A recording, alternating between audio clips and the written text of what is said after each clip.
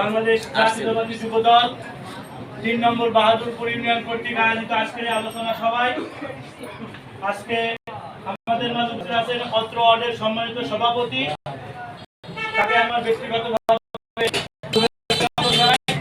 সাংবাদিক বন্ধুরা, আপনারা জানেন দীর্ঘ ১৭ বছর যে স্বৈরাচারের পৃষ্ঠ যাত্রা করে আমরা ছিলাম, সেখান থেকে বেরিয়ে এসে আজকে আমাদের বাংলাদেশ জাতীয়তাবাদী দল, আমাদের প্রিয় নেতা দেশনায়ক তারেক রহমান যে তারুণ্যের সমাবেশের ডাক দিয়েছেন, তারই ধারাবাহিকতায় বাংলাদেশ জাতীয়তাবাদী যুব দল, স্বেচ্ছাসেবক দল এবং ছাত্র দল ৩ ইউনিট মিলে আমাদের আগামী ১৭ই মে খুলনা বিভাগীয় তারুণের রাজনৈতিক অধিকার প্রতিষ্ঠার সমাবেশ।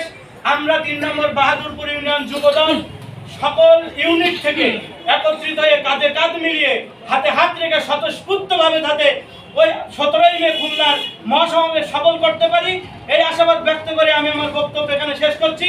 খোদা হাফেজ। বাংলাদেশ জিন্দাবাদ, বাংলাদেশ জাতীয়তাবাদী যুব দল জিন্দাবাদ।